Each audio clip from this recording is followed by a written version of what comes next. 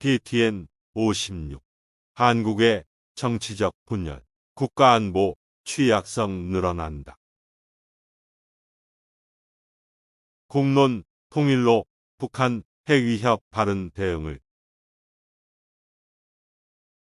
일본 국제문제연구소 지하 2023년 3월 17일 와타나베 다케시.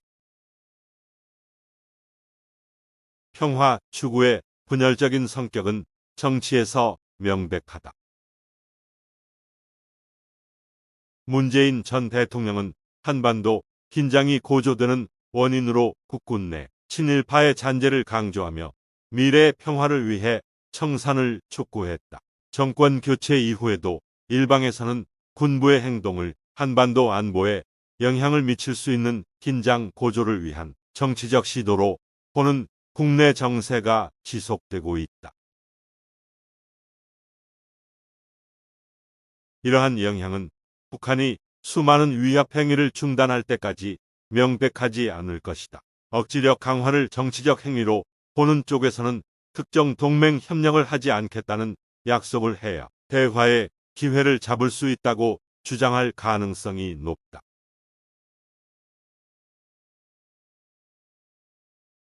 북한은 한미연합훈련 재개, 한미일 삼각협력 등 한국의 군사적 행동에 맞춰 긴장 고조를 유발시켰다. 북한이 한국의 군사적 행동과 미국 및 일본과의 동맹이 상황을 악화시켰다는 인상을 강조할수록 한국이 정치적 목적을 위해 미국, 일본과 동맹을 맺음으로써 평화회담의 기회를 방해하고 있다고 생각할 수 있다. 정권 교체 이후에도 일방에서는 군부의 행동을 한반도 안보에 영향을 미칠 수 있는 긴장 고조를 위한 정치적 시도로 보는 국내 정세가 지속되고 있다. 이러한 영향은 북한이 수많은 위협 행위를 중단할 때까지 명백하지 않을 것이다. 억지력 강화를 정치적 행위로 보는 쪽에서는 특정 동맹 협력을 하지 않겠다는 약속을 해야 대화의 기회를 잡을 수 있다고 주장할 가능성이 높다. 북한은 한미연합훈련 재개, 한미일 삼각협력 등 한국의 군사적 행동에 맞춰 긴장 고조를 유발시켰다. 북한이 한국의 군사적 행동과 미국 및 일본과의 동맹이 상황을 악화시켰다는 인상을 강조할수록 한국이 정치적 목적을 위해 미국, 일본과 동맹을 맺음으로써 평화회담의 기회를 방해하고 있다고 생각할 수 있다. 현 한국 정부가 북한과의 대화에서 동맹을 더욱 강화하는 선택권을 유지하는 것을 선호하더라도 한국 야당의 주장은 주한미군을 줄이려는 일부 미국인들을 고무시킬 수 있다. 한쪽이 군부를 평화를 방해하는 정치적 행위자로 보는 남한의 분열은 북한의 강압적 전략의 성공 가능성을 높인다.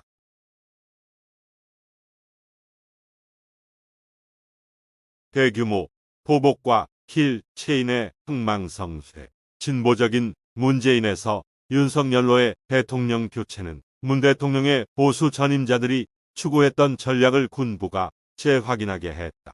이 군사 전략의 재등장은 대선에서 보수적인 윤석열의 승리 직후인 2022년 4월 1일부터 시작됐다. 문재인 정부의 마지막 국방장관인 서욱 전 육군참모총장은 이날 미사일 공격이 임박한 시점에 그 지휘, 지원 시설에 대한 정밀 타격이 가능하다고 말했다. 이는 임박한 미사일 위협을 제거하기 위한 선제 타격인 킬 체인으로 진보적 문재인 정부의 후반기에 한국군은 이 전략을 공개적으로 논의하지 않았다. 신임 국방부 장관이자 전 합참 부의장인 이종섭은 한국군이 미사일 발사 지점은 물론 또한 북한의 지휘 및 지원 시설에 대한 정밀한 타격을 가할 능력이 있다고 강조했다.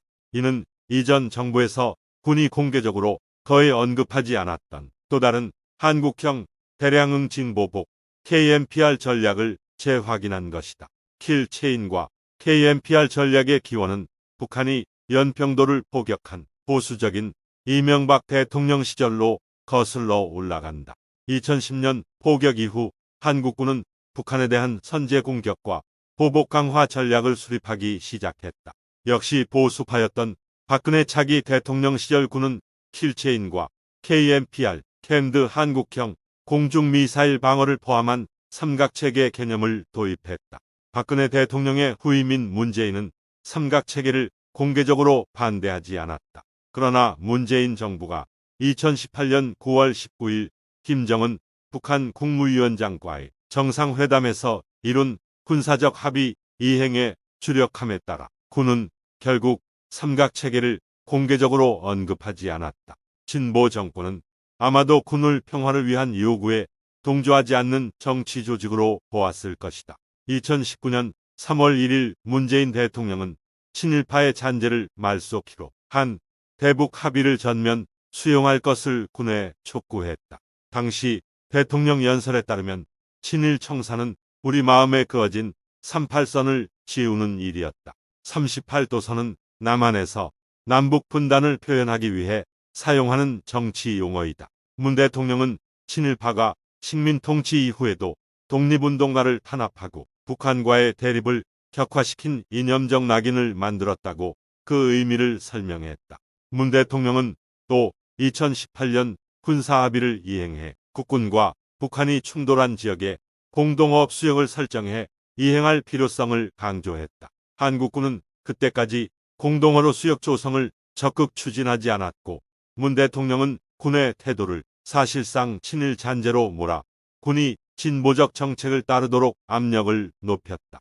2019년 1월 10일 국방부는 삼각체계 개념을 대량 살상 무기, 전방위 위협 대응 역량 강화라는 개념으로 대체한다고 발표했다.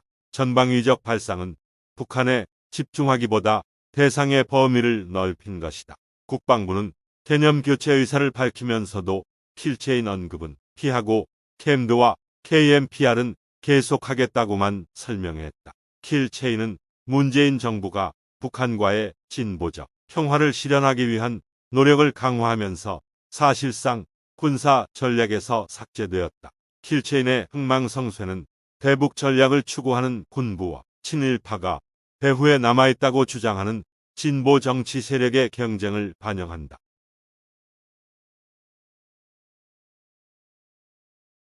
북한의 강압 전략과 남한의 분단.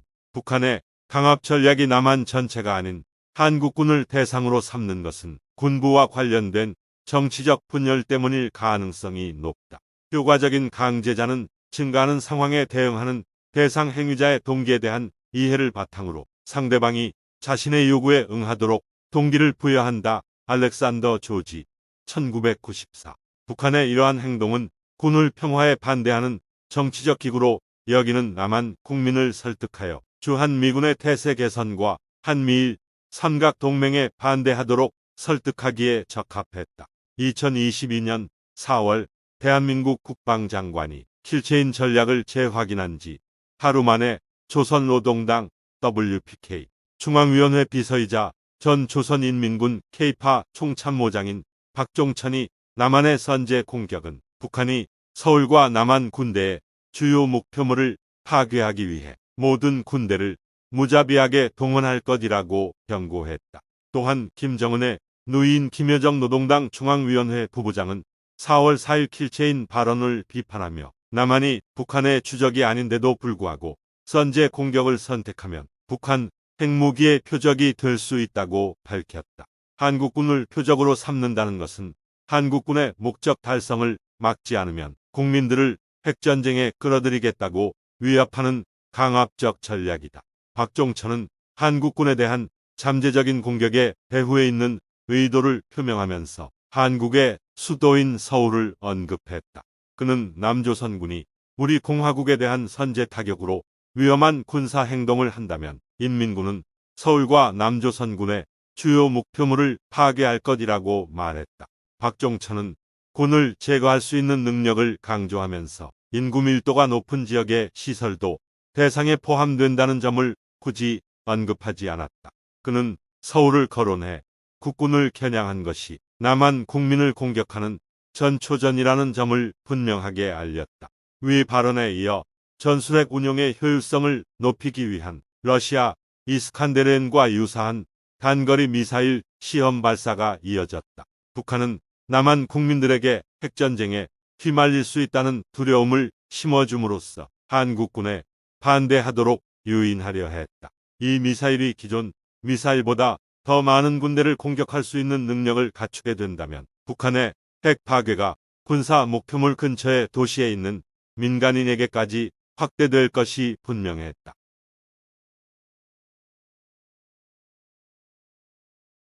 친일 국방과 한미연합훈련. 북한의 다음 목표는 한국군이 북한과의 해상 경계선으로 간주한 북방 한계선 NLL이었다. 실제로 NLL은 문재인 대통령의 친일 후계자 제거를 위한 의제인 만큼 북한의 행동은 향후 한국군에 대한 국내적 반발을 확대하려는 목적과도 일치한다. 대한민국 합동참모본부 JCS에 따르면 북한은 2022년 11월 2일 탄도미사일을 발사했으며 이 중 한 발은 NLL을 넘어 우리 영해 인근에 떨어졌다. 합참은 이번 미사일 발사가 2018년 9월 남북군 사합의를 위반한 것이라고 비난했다. 윤 정부 청와대도 북한이 분단 이후 처음으로 NLL을 침범한 미사일을 발사했다고 강조했다. 한국군과 보수 진영은 당연히 NLL을 경계선으로 하여 군사합의가 이루어졌어야 했다고 생각한다. 최대 진보 정당인 더불어민주당은 북한이 NLL을 넘어 미사일을 발사했다고 비난했지만 문재인 정부는 군부가 요구하는 NLL의 지휘 확보에 집중하지 않았다. 이로 인해 군부와 진보 정권 사이에 마찰이 생겼고 문 대통령의 군내 친일 잔재 고발로 마무리됐다. 한국군은 이번 협상에서 군사활동을 금지하는 평화수역을 NLL에 남북으로 균등하게 넓히는 조건을 설정했다. 이 경우 NLL은 평화수역을 정의하는 기선의 역할을 하게 되어 NLL이 사실상의 남북한 경계임을 확인하게 된다.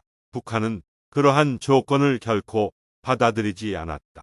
문재인 정부가 한미연합군사훈련인 키리졸브 독수리 훈련을 종료한다고 발표한 것은 친일연설 이튿날인 2019년 3월 2일이었으며 이것이 긴장을 완화하고 북미 대화의 진전을 지속하기를 희망한다는 내용이었다. NLL과 마찬가지로 한국군이 한미 군사훈련을 중단함으로써 대화를 촉진하고 긴장을 완화할 수 있다는 문재인 정부의 주장은 사실상 한국군의 긴장 완화 실패를 비난한 것이다. 2022년 한국군은 문재인 정부가 중단한 또 다른 한미 연합훈련인 비질런트 스톰을 재개했다. 이 훈련과 동시에 북한은 NLL 남쪽 해역으로 미사일을 발사했다. 이 조치는 대한민국 전체의 입장이 아니라 한국군의 입장이 긴장 고조의 원인이라는 점을 한국인들에게 알리기 위해 이루어졌다. 남한의 정치에 영향을 미치기 위한 북한의 군사적 행동의 효과는 아직 명백하지 않다. 그럼에도 불구하고 장기적으로 볼 때 그들은 한국군이 부당한 정치적 이유로 북한과 긴장을 고조시키는 친일 기구라는 비난을 계속할 수 있다. 남한에서는 군의 대북 대응을 둘러싼 정치적 분열이 계속되고 있다.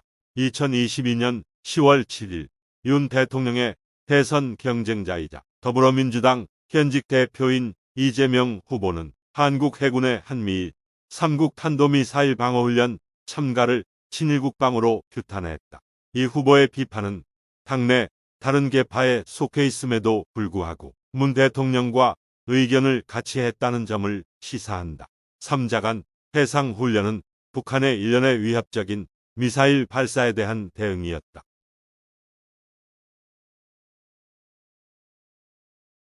결론. 누가 독립을 막고 나라의 평화를 어지럽혔느냐에 대한 윤석열 대통령의 발언은 문재인 대통령의 발언과 대조된다.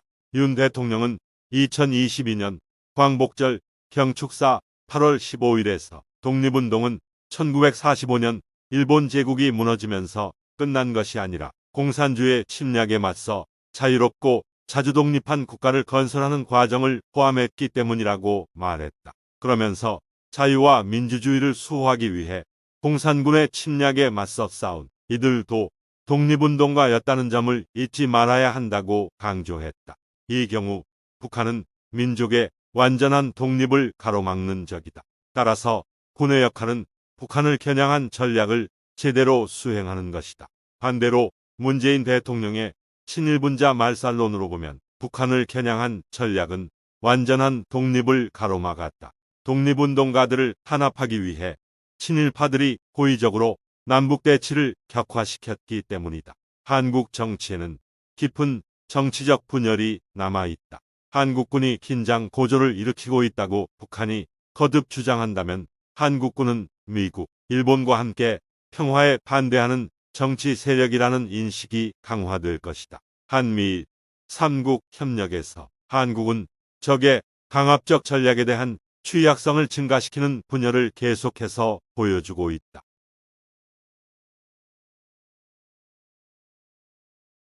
2023년 2월 10일에 처음 출판된 일본어 논문의 영어 번역본입니다.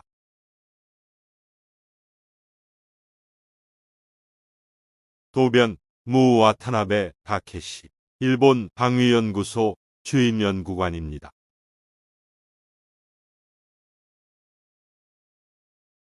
안녕하세요. 사내TV의 싱크탱크 뉴스입니다. 세계 두뇌 집단의 연구 성과를 알기 쉽게 요약하여 소개합니다.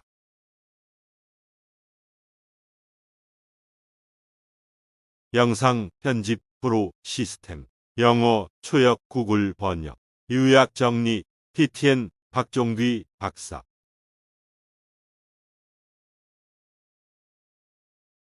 제안 사항이 있는 분은 senhatebu@gmail.com 시청해 주셔서 고맙습니다.